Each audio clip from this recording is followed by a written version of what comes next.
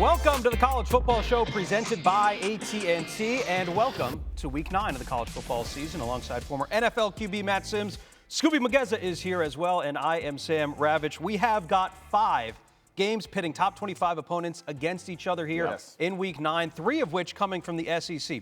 That fact in and of itself probably not surprising to a lot of folks. What probably might be surprising is which teams are actually ranked, right? Because you got Vanderbilt, ranked number 25, right? You got an LSU and a Texas A&M showdown that could very well decide who actually plays in the SEC championship game in a matter of weeks. But let's start with what we saw in Nashville, because Vanderbilt and it's like a house of horrors for SEC teams going in there. And the Longhorns were looking to bounce back after being shut down by Georgia a week ago. We're going to pick it up in the first quarter here. No score after Ewers deflected, had a pass intercepted, 3rd and 8. Play action pass. Watch Pavia here. Watch Pavia. He's going to float from the 5 to the end zone for the touchdown, anchor down, putting the horns down early in this one. What an effort. He cracked it. Diego Pavia. Is that how you say it? Much more dramatic, because that's how he plays, man.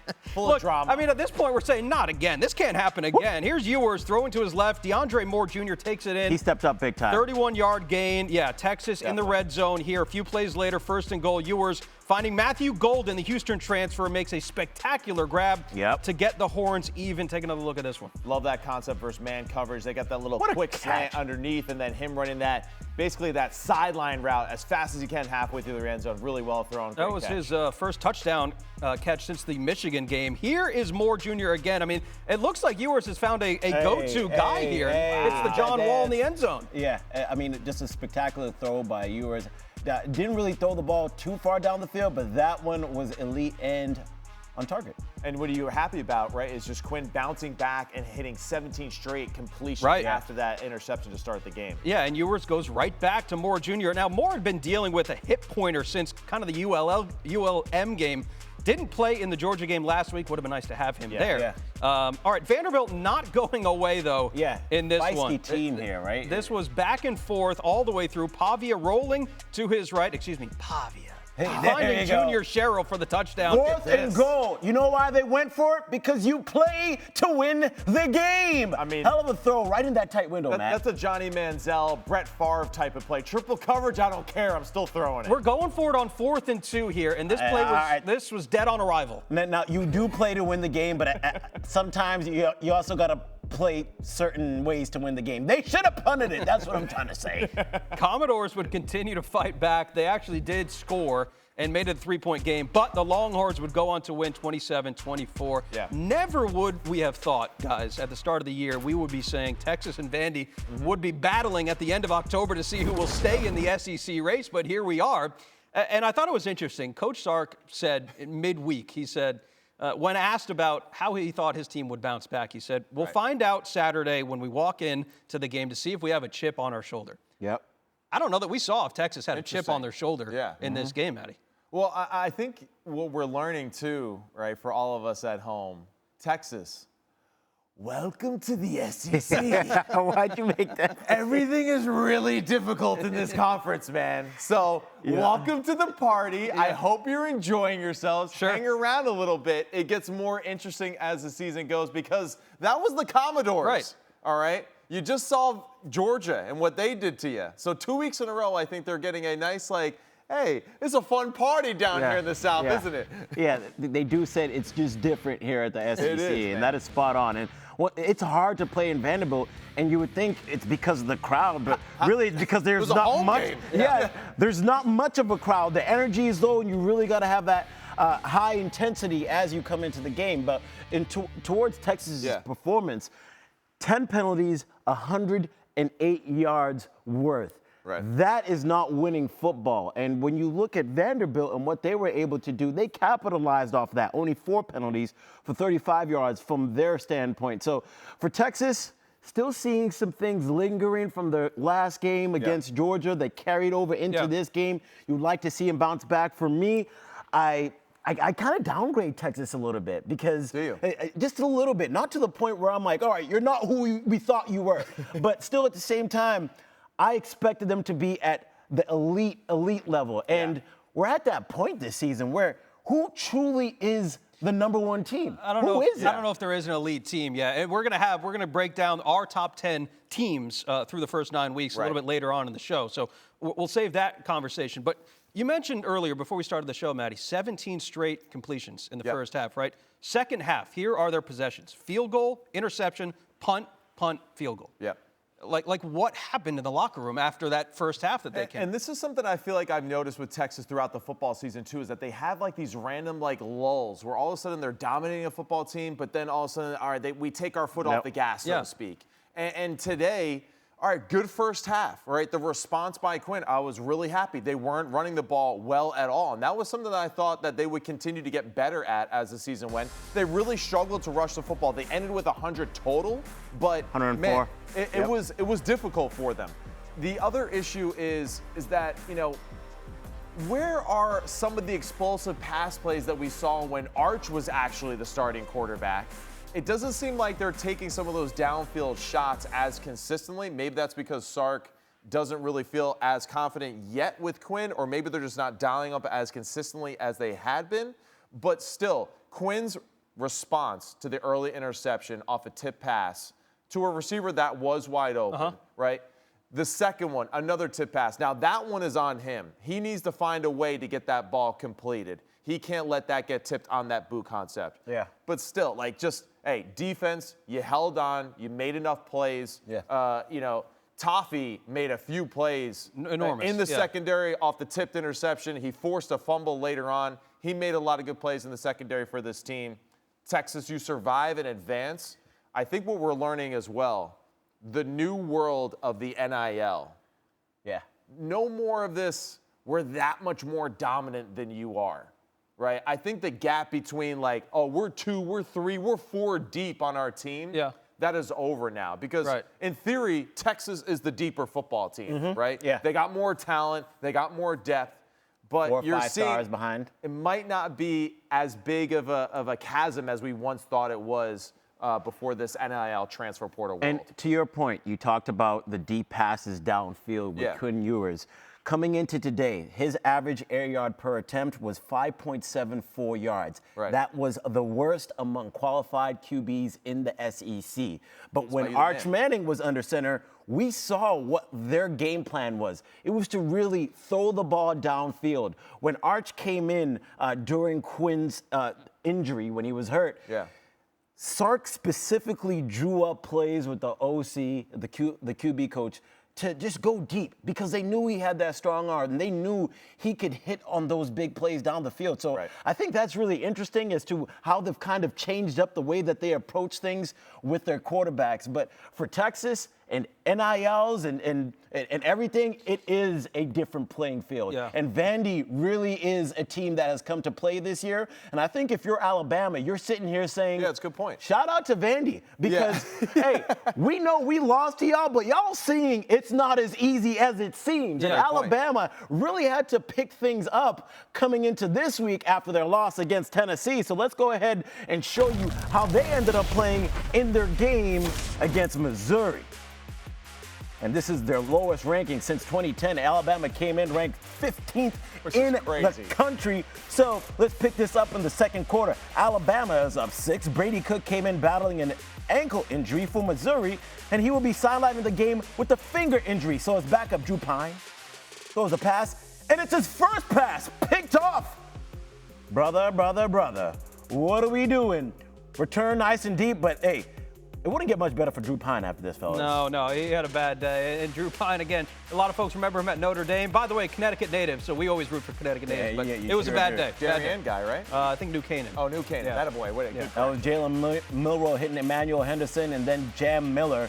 He takes it into the end zone. Alabama will go up 13-0. We go to the third quarter now. Milroe, this is what he's just good at. Buying time and getting out of trouble. So he scrambles here like an egg, and the defense gets folded like an omelet. Look at him gaining all those yards. The brother is fast, and how frustrating is it to be like, oh, we almost got him. Psych, he got all the way down the field. Milroe leaves no crumbs on the plate here. He ends up taking it in himself.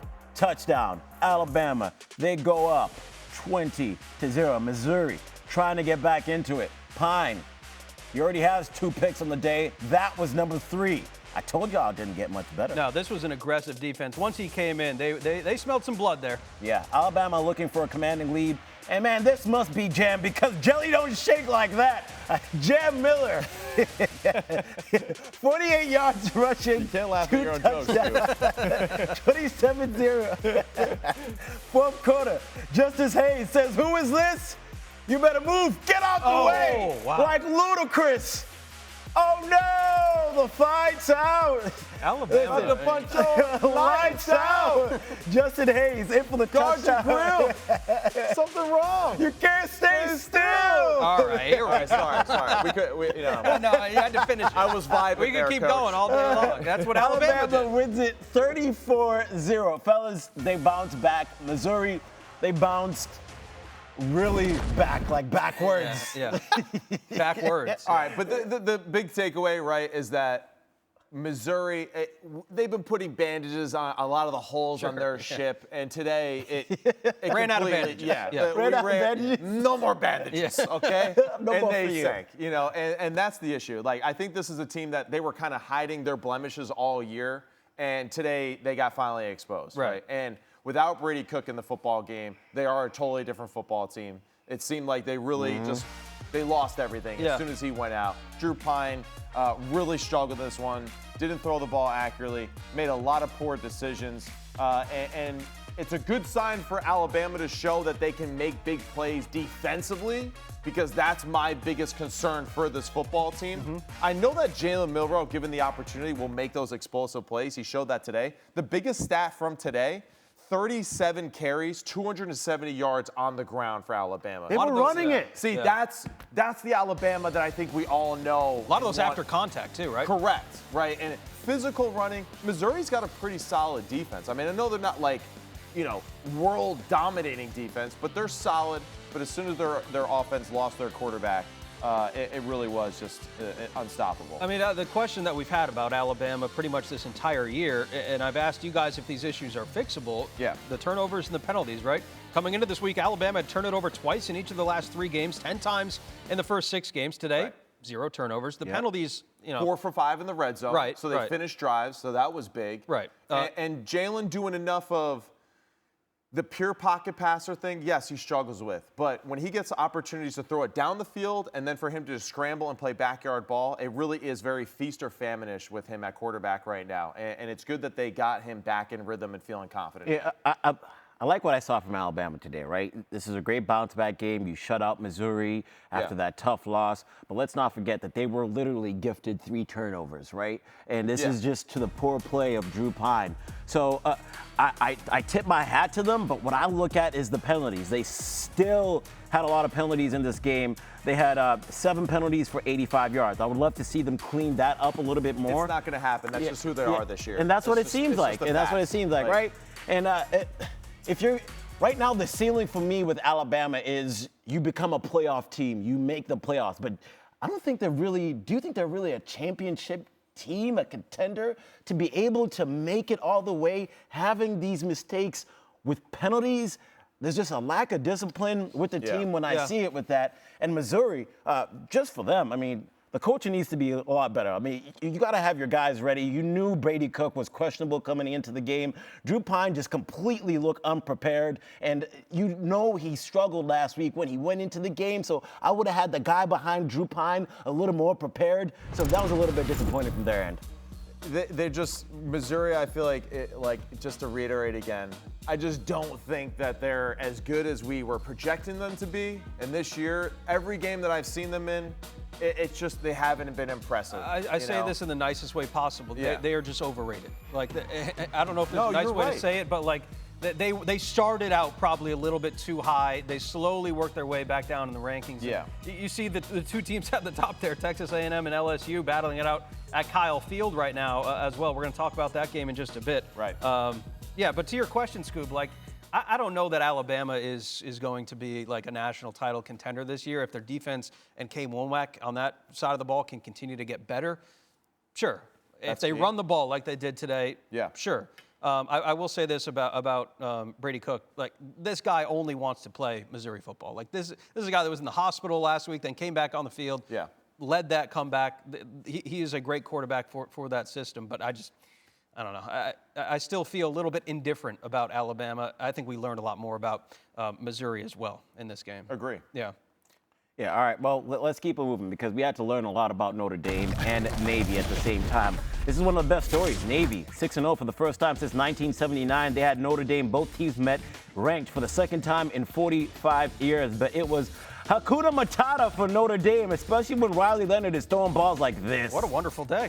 Yeah, he hits Jaden Greathouse wide open. Look at you getting in on these lyrics. It means no worries for the rest of your days, right, Sam? That's right. All right, on the goal line, Leonard calls his own numbers. Slight work, light work. Notre Dame gets up 7-0. And then Navy's like, all right, let's respond. Their first drive. They haven't lost a fumble the entire season until now. Blake Horvath's toss is dropped and returned deep into enemy territory. Navy had 6 turnovers after just having 2 the first 6 games. I don't know how you explain that other than the fact that it's just like, oh, we're playing Notre Dame today. Yeah. I think the biggest thing to take away from Navy is just they're a good football team. Maybe the stage was a little too big for them today. Sure. Yeah. Well, here's Jeremiah Love, and I know you love seeing him run the ball, Matt. Look at him go, 64 yards, his 8th straight game with a rushing touchdown. He ran for 102 and finished with 2 tutties. Notre Dame goes up 14. Third quarter now. Irish looking for a dagger. Leonard, he has Thor's hammer for an arm because he unleashes it. Hits Bo Collins for a 37-yard touchdown. Notre Dame goes up 38-14. They go on to win 51-14 and beat up Navy in what was probably their worst game in years. But a big win for the Fighting Irish for many reasons, that being their college football playoff chances. Notre Dame has the best chance to win out of any FBS team. ESPN Analytics gives them a 41% chance to go 11-1 in the regular season. So time for Can't Take the Heat, built by the Home Depot, because the question goes as so, Sam. What is your level of trust for Notre Dame to finish 11-1? 0.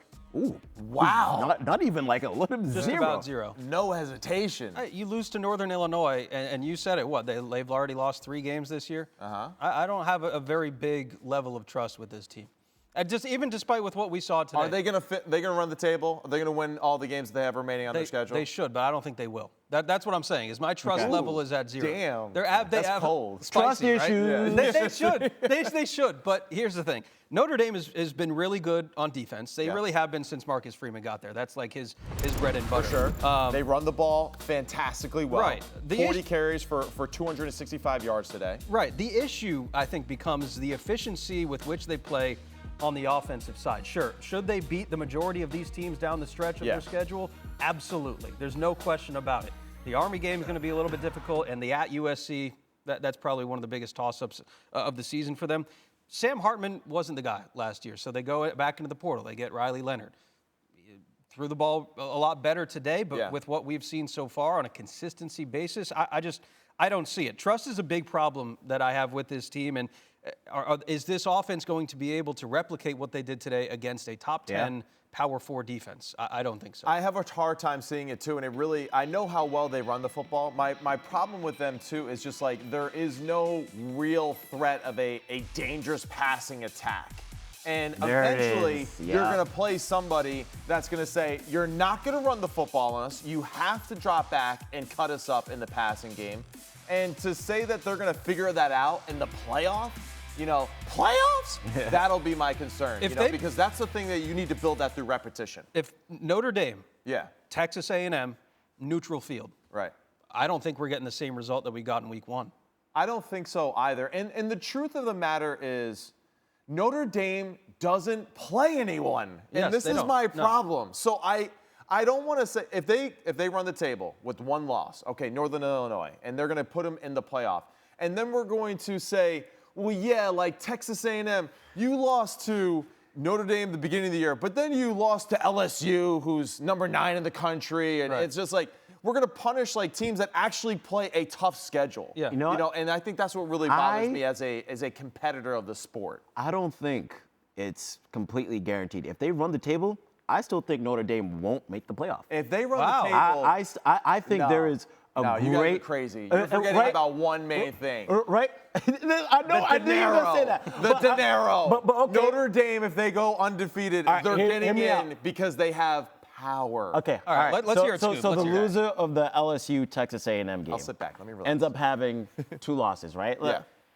So at that point, let's say the loser of that game wins out the rest of the season, and now you have to pick between Notre Dame and them, right? You gonna give it to Notre Dame after their loss to Northern Illinois, or are you gonna give it to the team that had better losses and better wins? Yes. When you really? Well, no, I don't want them to do that, but they will say, well, Notre Dame's looked really good in the month of October and November, and that's what matters. Like, they're playing good football now. Well, if they go 11-1, it's also going to really depend on how they won those games, right? And you gotta reward not the most deserving, but the team that you truly think is the best. That's what the commissioner said that they're going to be doing. And I think there's going to be 2-loss, maybe even 3-loss teams that are just going to be better than Notre Dame. And well, they are going to be because we're going to see them against better competition. Exactly. And someone is going to get left out who is undefeated, goes to a conference championship, loses, and is going to get passed up by a 1-loss Notre Dame team. I just have a feeling that it's going to happen to somebody. You don't think we'll run probably in the Big 12. You don't think we'll run into like a Florida State? Like, I can see Notre Dame being the Florida State of last year, and that's something that you brought up. I can really see that happening, and God forbid Riley Leonard gets hurt or some of their key players, they lose more guys. I can see that happening. And that's why part of me says, I truly believe for the brand, for the money, that Notre Dame will end up just going in. It's real. But from a football standpoint, when we're going to sit there and look at it at the end of the year and reward teams that actually challenge themselves with their schedule. Like, let's say Georgia somehow slips up one more time, and now we got to choose between them and Notre Dame. I don't know. And Georgia's got a tough schedule remaining. Yeah, exactly. I mean, they don't have a lot of layups here, whereas with Notre Dame, we're trying to make a game out of Notre Dame Navy for them. It's like we know that they're a better football team than Navy. We expect more from them in these situations. So did Vegas. Still, they were a double-digit favorite. I don't know. Like, that's what's frustrating me about Notre Dame. This is why every year I feel like I have the same conversation and I kind of pull my hair out when I'm talking about Notre Dame, because I feel like they just get this pass, and it's the same thing. They get into the playoff, they play a team, and then they get absolutely smacked. Yeah. And we're like, but they're, and we make excuses for them, And meanwhile, we have other teams that are playing like real tough competition week in and week out. Like Vanderbilt's a more proven commodity to me than Notre Dame is right now with their no schedule. Question. It's a fair point, too. And we always hear it all the time. Reese Davis says, if you are not good enough, a loss will find you, which is why, going back to the original question, I don't have a ton of faith in Notre Dame finishing out the rest of the season without a loss. So I think they'll go undefeated, but the question will be just the playoff. Yeah. All right. Fair enough. I will say that the Mountain West Conference this year has been a real fun watch. Boise State and UNLV battling it out with some huge college football playoff implications. This was a late game Friday night. We pick it up in the third quarter. Boise State up 23-17. Here's UNLV QB Haj Malik Williams throwing a 34-yard pass. Jaden Bradley all the way to the end zone. After the extra point, UNLV would take a 1-point lead. Boise State going to answer. Ashton Genty had been held quiet up until the second half. Breaks free in the second, nearly runs it in.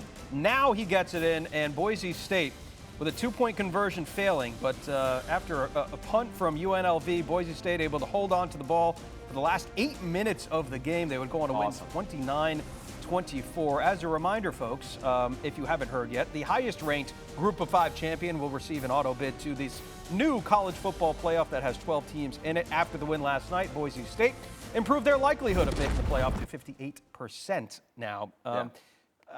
We've kind of had this Group of 5 discussion for a while, and after what we saw from Navy today, it seems like it's Boise State's to lose now. Is that a fair statement, or is there another team in the Group of 5 that you guys can see upsetting the apple cart this year? It's either Army or Boise State. That's about it, because Army still has that shot at Notre Dame that we just talked about, and let's say Army somehow beats Notre Dame. And Notre Dame kind of got lucky because, remember, Navy turned the ball over six times after only doing it twice the first 6 games. But Boise State is the next team that I believe is going to have that really good chance because I said it last week, they have the best loss in the country to Oregon. They didn't necessarily play the cleanest of games against UNLV, but UNLV still a tough opponent to go against, and they're winning. So with Ashton Jeanty, with that hype of that player on your team, yes, you can definitely have a shot at getting into the college football playoff. 128 rush yards for Ashton Jeanty last night. Terrible week. His second fewest in a game all year long. It's amazing. It is fascinating. Is he still favored for the Heisman? Oh, he has to be. And just like he got banged up last night too. That's what I love though too. Like the team needed him, and he was like, "Yeah, whatever. I'm gonna still do it." And it's not like he's a finesse runner either. I mean, dude is laying out for his team. He is putting his body on the line. He plays hard as hell. You gotta love that about this guy. I mean, he is so fun to watch. It really is. And I just like, hey, kudos to him and his prep and how he takes care of his body and all that kind of stuff because he plays how you expect a running back to play. And by the way, nobody is cheering harder for Oregon than Boise State is. No doubt. Because if that's their only loss and Oregon continues to be the #1 team in the country, that only is going to help their at-large bid, even if maybe they don't even win a Group of 5 championship. At 17 right now, because obviously they're at 17th, I think as teams in front of them just continue to lose, Boise State just going to move up, it's going to move up, it's going to move up. There's no way that they don't make it if they win out. That's how I feel in my heart to heart. Right. Yeah, no question. I would completely agree. And Boise State, UNLV was probably their toughest test on the calendar up to this point. They were able to handle business on the road nonetheless. So that was an incredible win for Boise State. And we continue now with the playbook. Time now for the playbook presented by Modelo. We go back to the touchscreen with our very own QB, Matt Sims. All right, Matty, let's take a look at this Notre Dame and Navy game. Look, Notre Dame has been an up and down season. It's been a roller coaster. But today, against a top 25 Navy team, they finally put together kind of a complete performance that we were looking for. What do you see on the tape? I saw a team that just executed extremely well today, and I think a team that, didn't let the expectations or anything like that distract them. We've heard, too, that Marcus Freeman continues to remind this football team of the loss that they had earlier in the year to Northern Illinois, so they're playing angry every time they get out there in the football field. I love this concept right here in the red zone. So we have a cover zero look. So basically the entire defense is playing on the exact same level. Everyone is head up to the guy in front of them, and everyone here within the box is going to blitz and get after the passer. All right, so we're saying, hey, F it, man. We're trying to get after the passer. We're trying to make him press. What we get here from Notre Dame, short motion right before the snap. We're going to use this receiver essentially as a screen man, and we are going to just run as fast as we can to the upright right in the middle of the field. So for Riley Leonard versus this look in cover zero, he really think it is 1A. That's my only option. And that's exactly how it plays out.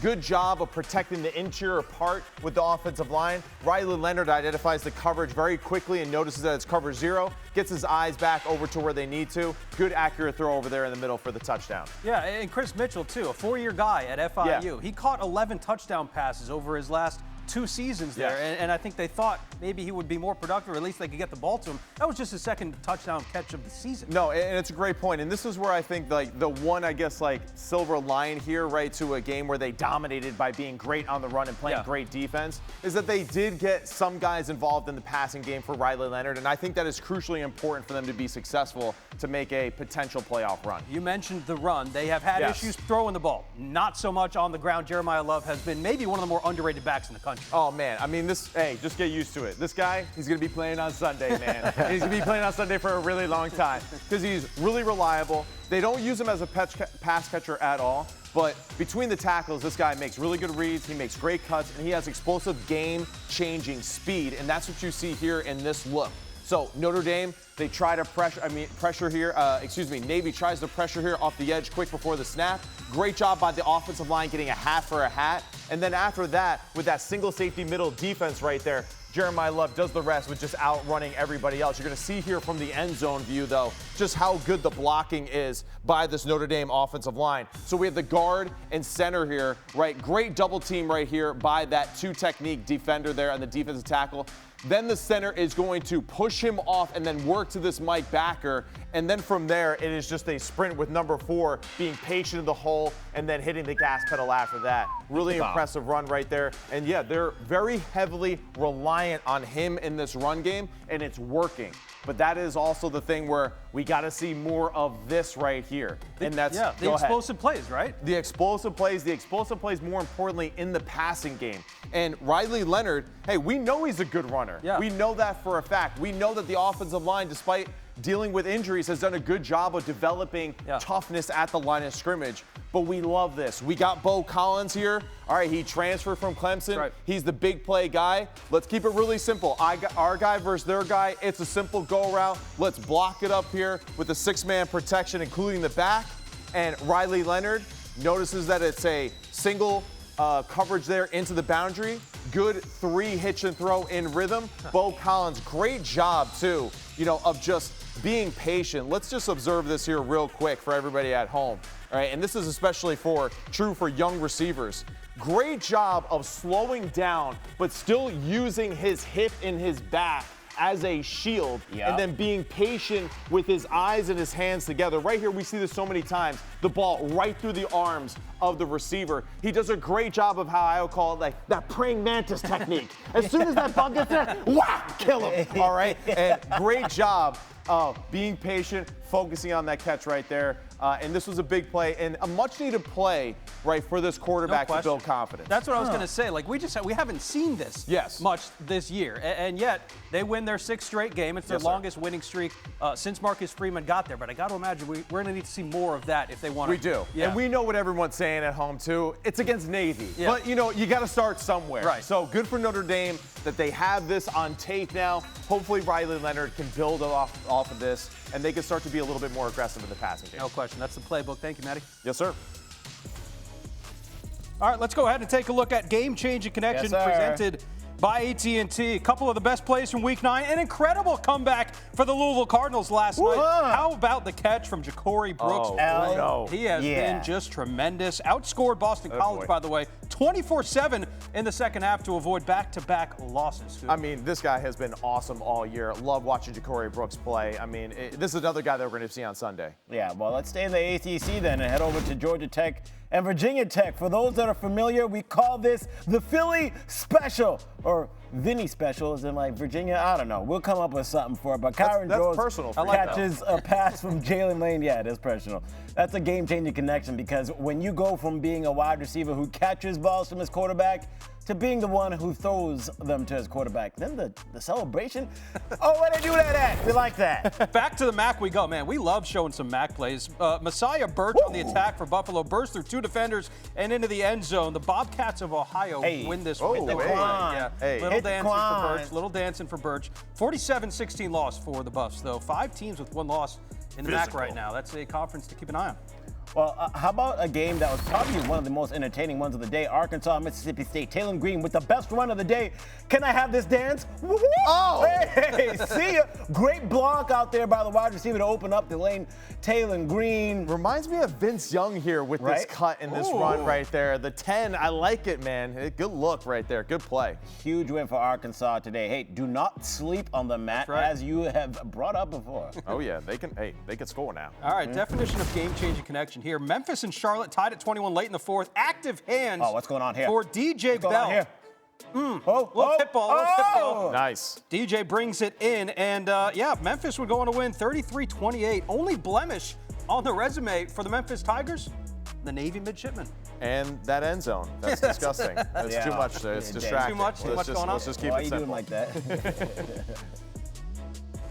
All right, there were some weird things that happened in an early kick in Oxford. First was a loss to Kentucky. Then it was this today. And now we get a Geneva Convention to try and figure out how do we get the squirrel off the field. Squirrel might score a touchdown. Oh, yeah. Touchdown. I love the guy who's pointing to the squirrel as if the squirrel then knows the directions. Oh, this is where I go. I mean, there, the door's over here. Ah, thank you for showing me. All right, well, Will Howard threw 3 touchdown passes. Number 4, Ohio State needed an interception from Jordan Hancock with just over a minute left to secure a 21-17 win. Look, it was far from perfect from Ohio State, but the Buckeyes did indeed bounce back from their loss at Oregon 2 weeks ago. But, guys, they had a whole week off to prepare for this game. They were a near 3-touchdown favorite over Nebraska, a freshman quarterback on the other side, and yet it still feels like a team with a roster loaded with NFL talent from top to bottom, quote-unquote the best running back room in the country, has still yet to play up to their potential, Scoob. What did you make of the outcome of this game today, and how do you feel about Ohio State over what you've seen the last couple of weeks?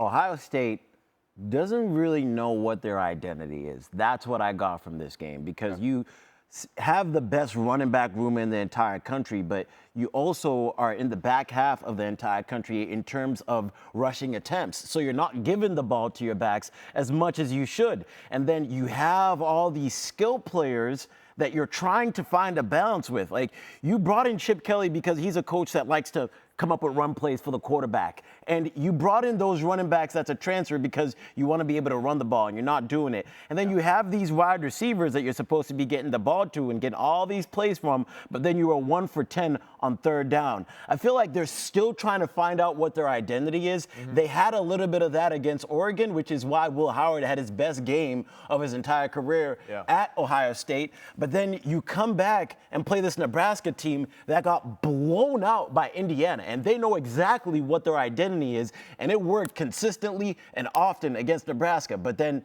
Ohio State, your offense was the problem here, and that's where your skill players were. So they have the talent. Everything is there on paper, but the game of football is everybody got to know what their identity is, what the coach wants for them, and I think they're still trying to figure that out, man. Yeah, I think the true story or identity of Ohio State is like yet to be on display for us. There's still a lot of football to be played. Which is dangerous. Which is dangerous, right? And it is. But we've seen it in football all the time where, like, you get hot at the right moment. You stay healthy for a certain period of the season. It's important. For this team, I totally agree with you. My one concern with them is, like, yeah, you got the best running back in the room, but yet you don't run the ball enough, right? You don't run the ball consistently enough to develop an attitude and a toughness, right, to really believe in that and to lean in the aspect of your team. My other concern is I'm a little weary of the defensive depth that they have. I think that was an issue that we saw last week against Oregon. There's no two-deep rotation, the defensive line. And I think that these guys play upwards to 40, 50 snaps a game. And I get concerned with that as the season continues to go on, if that's going to be something that it helps them, right? It's not. It's going to help them get tired faster against some of these teams that can really protect and run the football.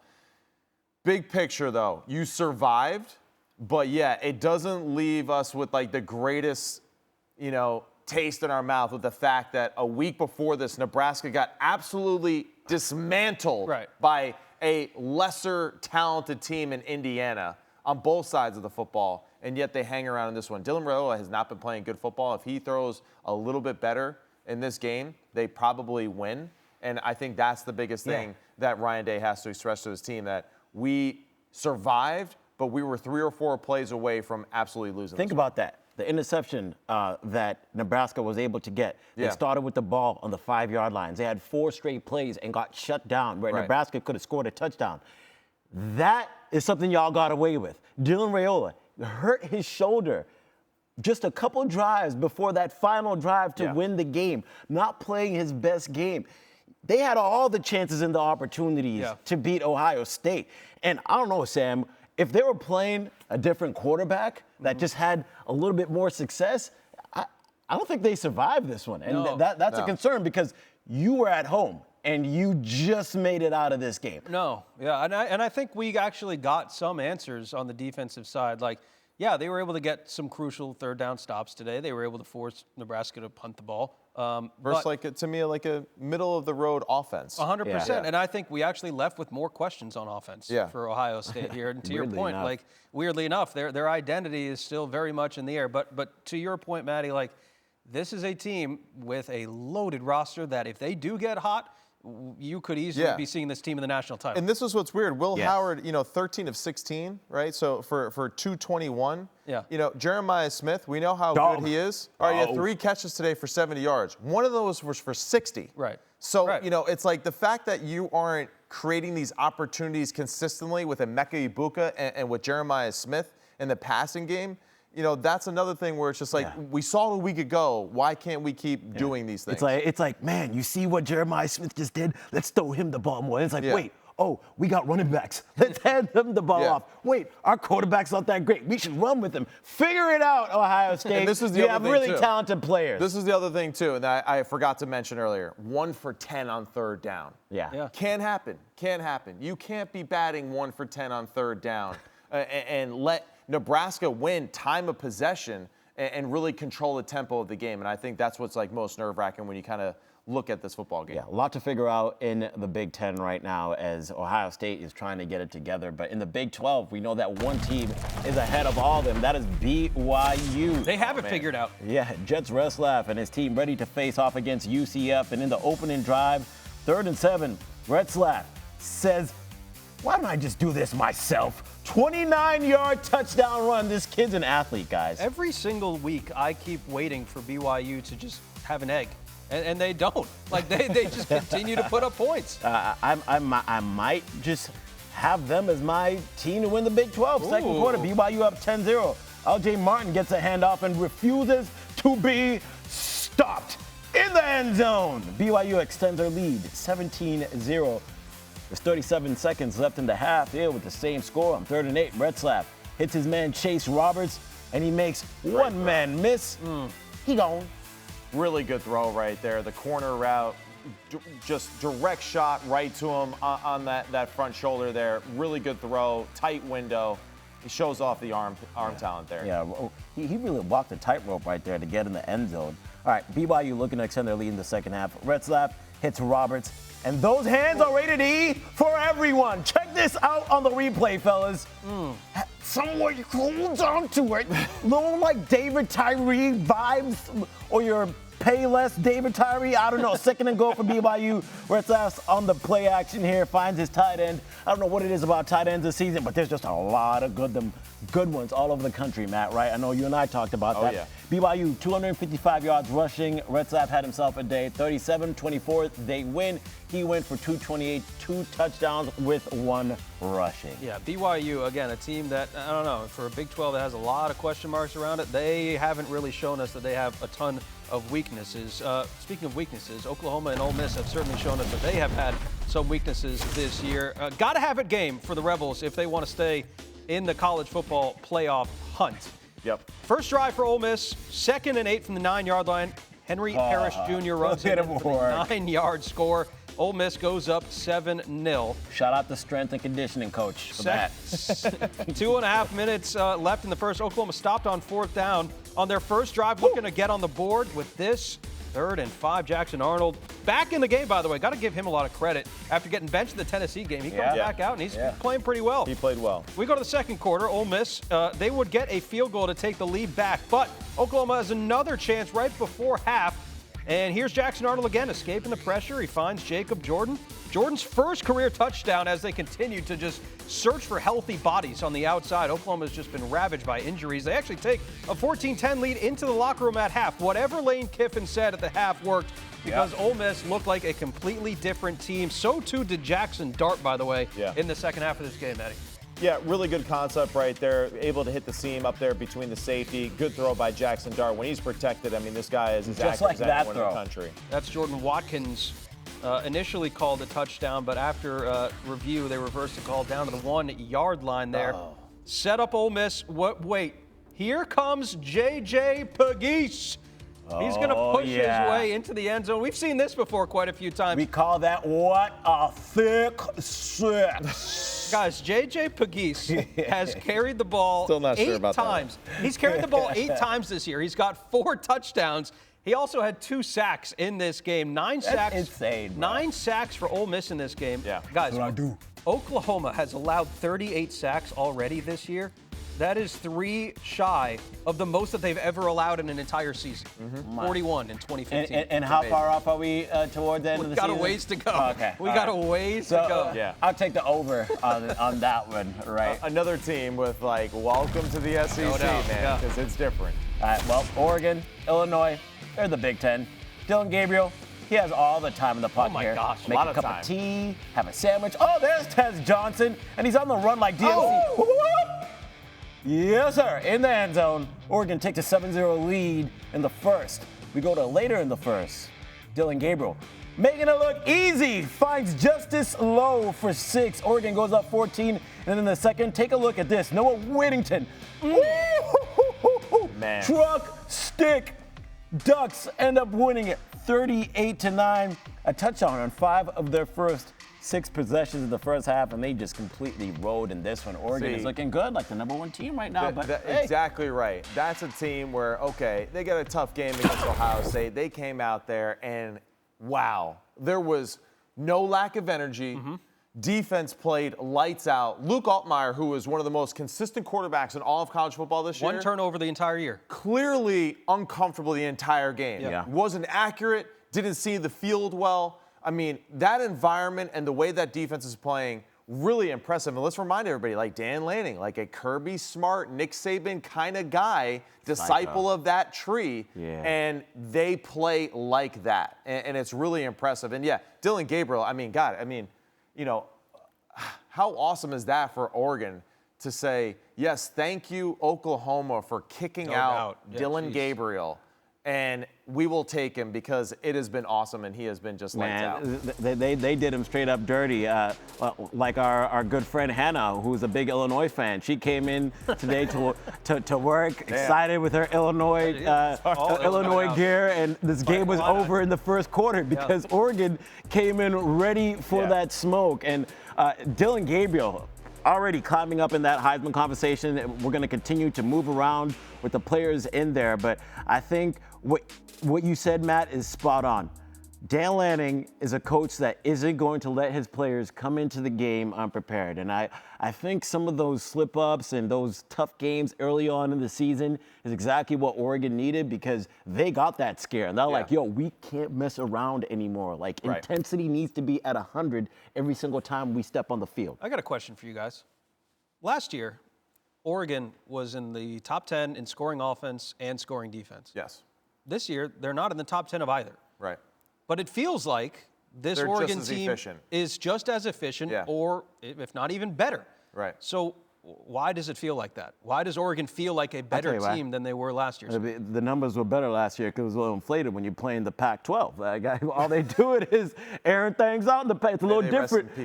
Right? Tupac. Very somber. Sorry. But it's different in the Big Ten. It's a little more physical. The defense is better, and obviously they're traveling a lot more. Yeah. And I think it's just a little more efficiency, and they're handling things the way that they want to. Maybe not as many risks because that's the type of quarterback Dylan Gabriel is.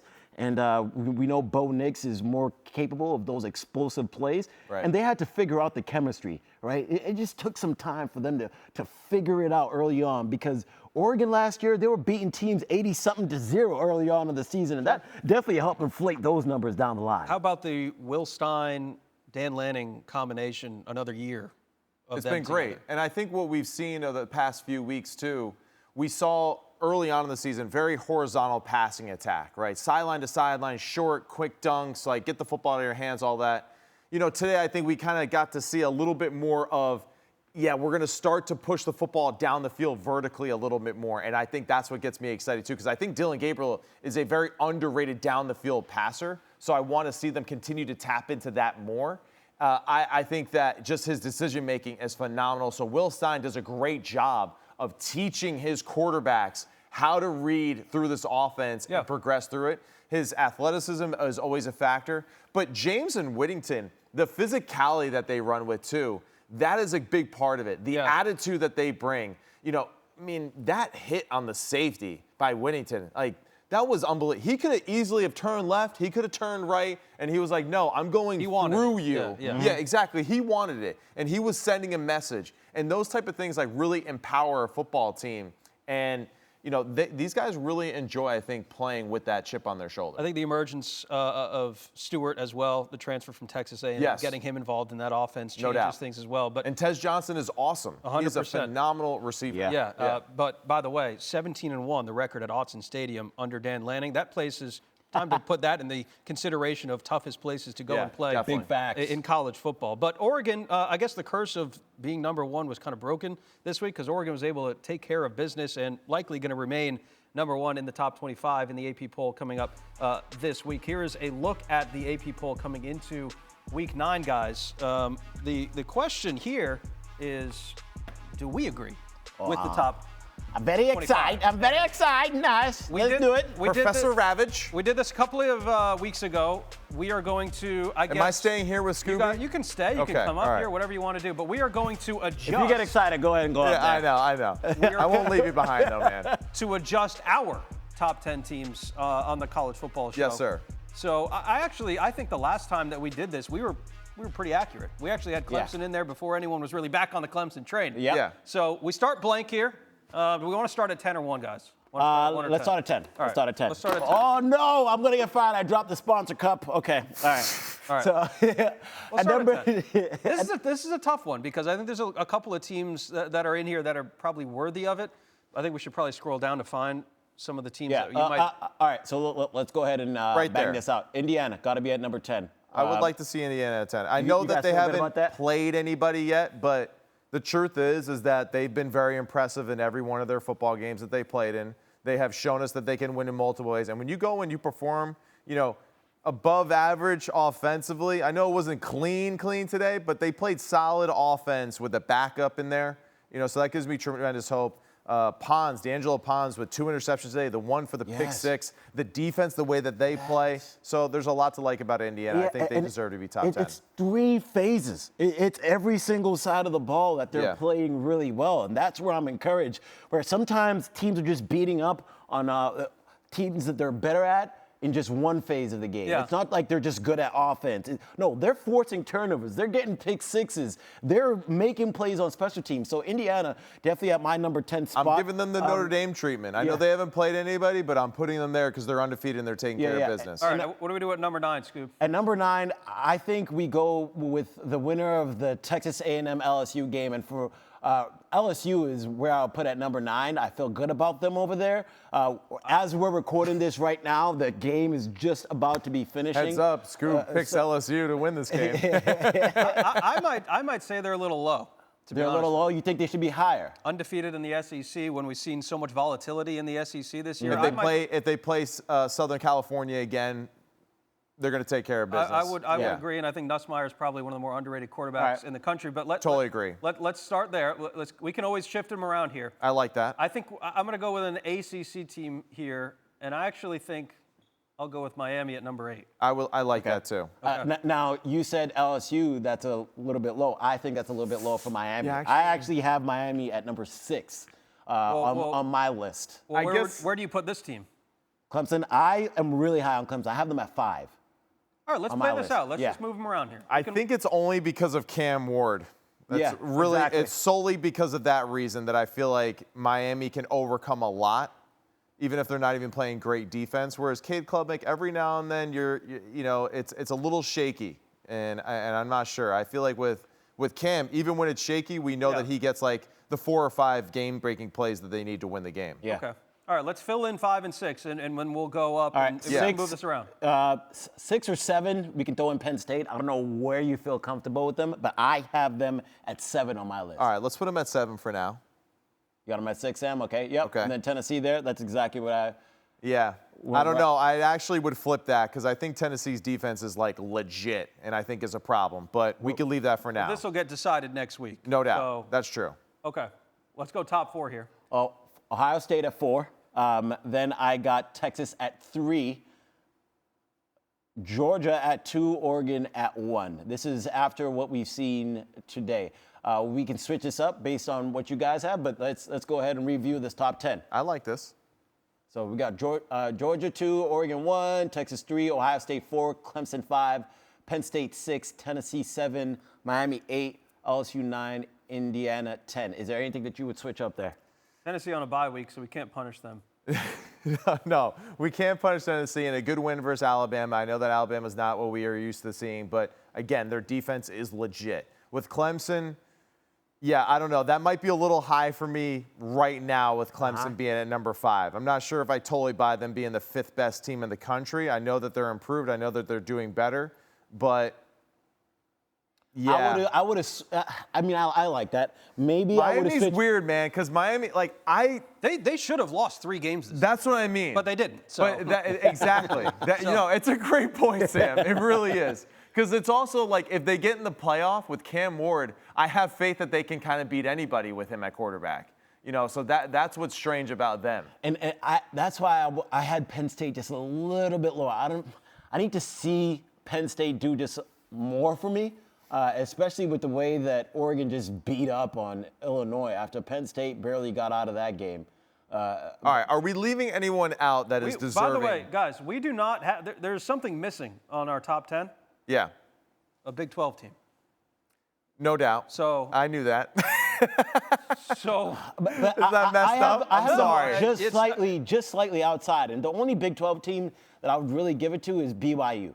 I don't feel confident in Iowa State. So I would say BYU and Indiana we could definitely swap out. I could say that's a team like, BYU, I like what they do. Very, very similar. Like they've won a close game or two, but they also do a good job of running the football. They're physical. I think their quarterback is playing really good ball right now, playing the best ball. Here's the last question I have. Yeah.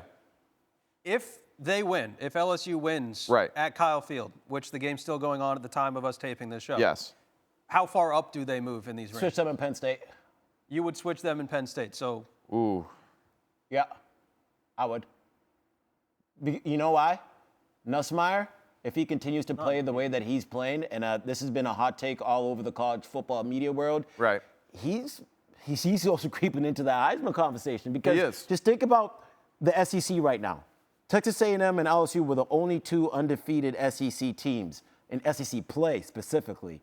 If he continues to win and they win out the rest of the way, why wouldn't you give LSU more of a bump? Why wouldn't you put Nussmeier into the Heisman conversation? Because the reason why they've been winning those games has been because of him. And the throws that he's been making, you're the quarterback guru, Matt. I mean, those are some high-level throws that he's done on the field. No, he's doing some legit great things at the quarterback position. Unfortunately for him, he's replacing Jaden Daniels, who also did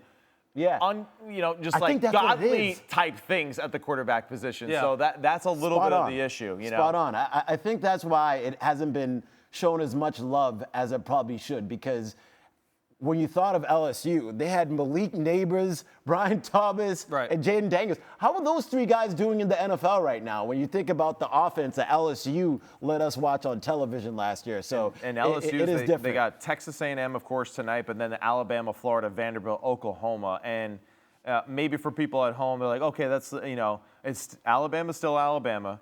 At Florida is always interesting, and I think that Billy Napier's done a good job of salvaging the season to some extent. Great point, right?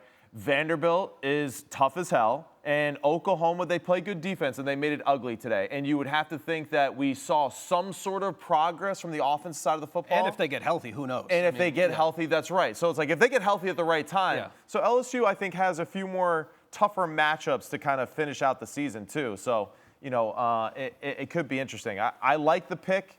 They're learning how to get more pressure on the quarterback, which I think is important, too. So LSU is a really interesting football team. All right, so let's make the picks. This game, by the way, is going on right now, and LSU is in front right now. But here is the record so far up through week 8. I had a bad week last week. Scoob is right. Yeah, we are in a dead heat right now. I'm creeping up on we're y'all. both. We're all really bad. We are. Yes, that's an accurate statement. It's just average, I would say. If you've taken our picks, you've lost money this year. So we're ready to change that around. Let's pick the LSU and A&M game. I am taking LSU, and I think Scoob and I agreed on this. When in doubt, when it's a toss-up, I'm taking the better quarterback. Yeah, that's exactly why I picked LSU to be able to win this game. And defensively, they just look better. Without Harold Perkins Jr., it seems as if this defense has started to improve, and that's not a slight towards Harold Perkins in terms of him making the defense worse. It just seems as if guys know what they want, what they're supposed to do, instead of worrying where Perkins is supposed to be. Yeah, I'm going to go with LSU, too, in this one. Oh, no, you didn't. He's switching up. I picked Texas A&M. Hey, it's only a 10-point game at the half, by the way. It's 17-7 right now as we speak. Nussmeier did get banged up a little bit right before half, so hopefully he's okay. But, yeah, I think Texas A&M, the reason why I went with him is honestly just because I had, like, a little bit more faith in Mike Elko to coach in, like, a big game. And that's Coach where, of the like, Year candidate right now. For sure. And, you know, with Brian Kelly, you know, sometimes, like, I'm like, it's hard for me to totally buy into him occasionally, like as far as what he does and some of his antics post game. You know, I think it's a little bit like for show. Yeah. You know, as Paul Feinbaum would say. And I think there's some truth to that, really. But you're right. I think like the safe thing is to go with the better, more proven quarterback at the moment. I just thought that Elko and the defensive line would be able to disrupt them just enough, right, to make it a little bit of a tougher game for them. If A&M is going to make this a game, what are some of the keys for them? Offensive line has to do better in the run game. Le'Veon Moss have to be more aggressive in the run game that way, ripping off big-time runs. That's really the key for this team is winning at the line of scrimmage. And something that you guys mentioned that is holding true here so far, the LSU defense is getting better as the season is going on. Colorado's defense has gotten a lot better. Definitely. Year over year. So let's go ahead and pick the Cincinnati-Colorado game out in Boulder later on tonight. I'm going to take the Buffs. Scoob, you have been on Dion and the Roll Dion train all year long, so I can't imagine you're switching it up now. You know the vibe, man. They have a chance to make a bowl game with this win. Snow, man. So I'm going with Colorado to win this game. Shedeur Sanders. I feel like I brought up multiple guys that are in the Heisman conversation, but that's just the way that this thing has gone. But what he's done the last couple of weeks with his receivers getting hurt has been really impressive. That's with his legs. That's with his arm. Travis Hunter went down. His other receiver, I don't know why I can't think of his name right now, but Jimmy Horn Jr. had an injury. Exactly. He also went down, and he was still able to utilize his entire weapon. So I'm going with Colorado, and I think they can pull it out. Going with Colorado too. Across the board. Yep. And I think it's just Shedeur again. So I'm going to go with what I think is the better quarterback in this situation, unlike I did for the Texas A&M and LSU game. But overall, they're playing better team defense. They can pass rush more consistently. And I think they're a little bit more comfortable with winning these shootout type of football games because they play them every week. So there's no matchup I feel like that they are really worried about. We have one more pick to make, but before we do, obviously we all make predictions and guesses in the preseason. Very rarely do they come out to be correct. But when they do, we like to go back and find the tape. Oh, wow. So if you're Sherrone Moore, you know that you're going to have less production returning, less experience, less skill sets, and you still run it back with basically the same squad. I don't know why we're surprised that Michigan did this, because the offense is clearly the problem. The quarterback is clearly the problem. I'm going to say it now. Michigan's on the verge of not even making a bowl game, baby. I don't think I've heard you as confident in something before as you were in that statement. Dap me. Oh, man. How you feeling now? I'm feeling pretty good. Matt, bring up Michigan's schedule for me real quick, because I don't know if they're going to have it. All right, so we got it right here. Right now, as we're taping this, Michigan is trailing Michigan State. Go ahead, click on that right there. 7-9 close game. Earlier, they were down 7-0. But I say that all to say this. Michigan has switched quarterbacks yet again going into the Michigan State game. And then you see who they got the following week. It is Oregon and then Indiana. We all know what those teams are. Michigan has 4 wins on the season. They need to win at least 2 of these. That's a brutal stretch. My God. Out of these remaining games, you have to win 2 of them if, God forbid, you lose to Michigan State. So they better win this game, because for me, I do not see 2 wins to finish off the season. What about y'all? No, I agree. Plus, you go at Indiana, too. That place is going to be on fire. Oh, yeah. That was such a great scene today. No, I mean, it's unbelievable how cool that stadium is and the way it was. But, yeah, I mean, Oregon, Indiana, Northwestern, Ohio State. I mean. It's Michigan State and Northwestern. This guy manifested those are your last 2. He made it real. He made it real. Those are your 2 wins, Michigan, that you have to get to make a bowl game. Yeah. And if they don't win those 2 games, they're going to miss it. And if they do, they made it by the skin of their teeth, and I was that close to being right, y'all. Well, for that very reason, that's why I'm going to pick Michigan in this game, because this has turned into a must-win game in the last week of October. It's 9-7 right now, Michigan with the lead. Okay, fair enough. So I'm taking Big Blue, Scoob. I'm going to stick with my guns, what I said. I'm going Michigan State to win this game. And I mean, it's gonna be close. But we've talked about going with the better quarterback. Yeah. Give me any team. They're better than Michigan's quarterback, respectfully. Damn, that was rough, man. That's... They did go back to Davis Warren today, I think. I'm not sure how that exactly has gone so far, Matty, but they're trying to find some answers on offense, and anything will do. So yeah, anything will do. I really, honestly, I just thought Michigan State, with just Childs, would be able to produce a little bit more offensive firepower. I know Michigan's defense is still talented. I know they're well coached and all that, but Michigan State has kind of shot themselves in the foot in this one. So far throughout this football game. Yeah. Sticking with Michigan State, though. That's my pick. Okay. I'm sticking with it. I just don't trust Michigan and their style of play right now. I mean, it's a pretty ugly ball game right now. Very typical Big Ten. The Big Ten reminded us that they do Big Ten things. Yeah, exactly. But before we get out of here, let's go ahead and flip things over to Week 10, because the Big Ten has a huge, decisive matchup going on in Happy Valley next week when Ohio State goes to town. It'll be a noon kick, so not a traditional kind of whiteout game when they tend to have them at night, so maybe a little bit of a different atmosphere. Ohio State hasn't played up to their standards this year. Right. I think that's fair to say.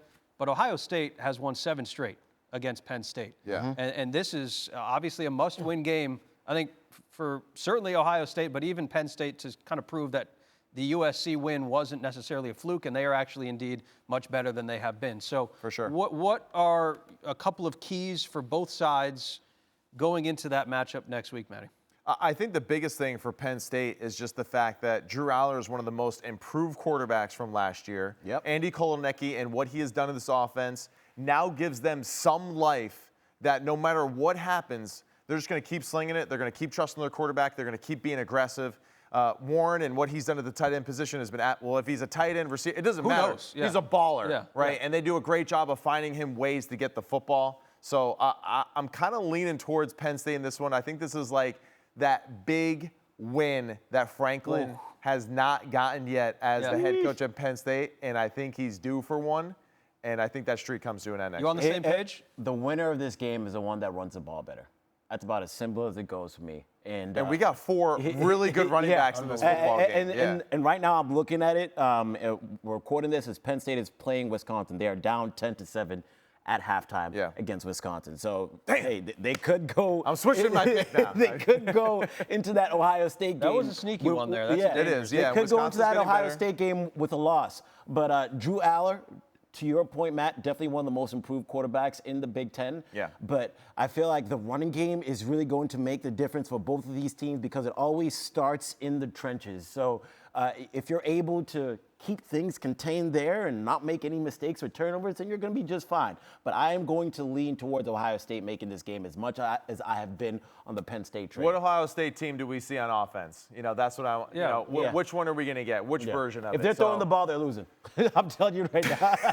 I don't know if we're going to be seeing a high-scoring game necessarily, but I don't know. It depends which kind of game we get. And by the way, I think there was actually some weather predicted in the forecast next week over there. So we'll see if Happy Valley. Ohio State opened as a 2.5-point favorite the last time I checked. Right. Okay. Which, I don't know, based on how they played today, that may change. And how Penn State plays in college, your home field advantage is worth about 2 or 3 points. Yeah. So that's something. This is essentially a pick'em game. It's going to be fascinating to watch and could very well determine who is playing in the Big Ten title game as well. That is going to do it for us here. Thank you so much for watching the College Football Show presented by AT&T. For Matty, Scoob, I'm Sam. And we will see you next week in Week 10. We will certainly be talking about this Ohio State and Penn State game. That is for sure. Hopefully they survive Wisconsin. Well, we'll see. We'll see. Have a good week, everybody. For their sake.